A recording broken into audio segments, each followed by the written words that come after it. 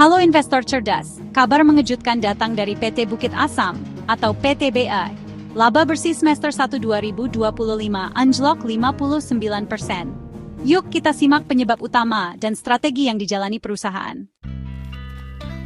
IDN Financials melaporkan laba bersih PTBA hanya 833,04 miliar rupiah di paruh pertama 2025, turun signifikan dibanding 2,03 triliun rupiah di periode yang sama tahun lalu.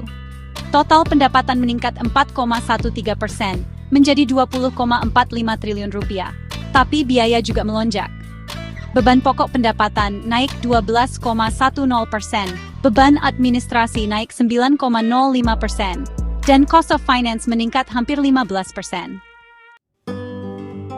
Harga batubara global turun drastis. IC3 turun 14%, Newcastle turun 22%, dengan rata-rata jual hanya Rp930.000 per ton, naik 4% tapi turun year on year. Ini menekan margin bruto dari 3,40 triliun rupiah menjadi 2,25 triliun rupiah.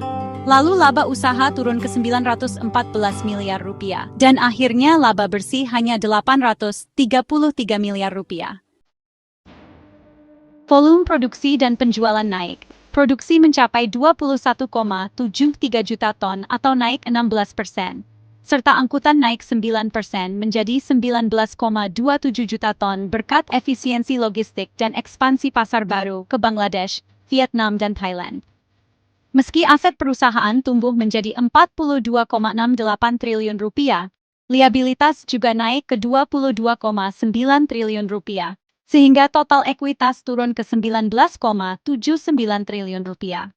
Laba per saham juga menurun dari Rp177 menjadi Rp72 per saham. Untuk investor jangka pendek hingga menengah, PTBI mungkin masih cukup menarik, apalagi kalau ada momentum harga batubara global atau dividen tinggi ke depan. Tapi untuk jangka panjang, perlu lebih berhati-hati. Kenapa? Karena tren global makin menjauh dari batubara, dan meskipun PTBI punya proyek hilirisasi, hasilnya belum maksimal. Ini bisa jadi sinyal bahwa mereka masih butuh waktu untuk benar-benar transformasi. Jadi meski kinerja kuartal 2 ini tetap positif, jangan lupa lihat arah jangka panjangnya juga ya. Jangan cuma tergiur angka dividen tinggi.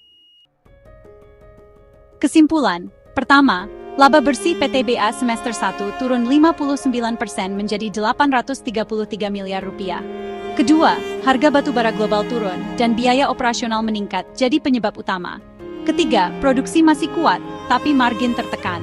Kedepan, strategi efisiensi dan diversifikasi jadi kunci naik stabil. Jadi, menurut kamu PTBA ini masih layak dikoleksi atau saatnya cari peluang lain? Tulis komentar kamu. Jangan lupa like dan subscribe untuk update saham terbaru.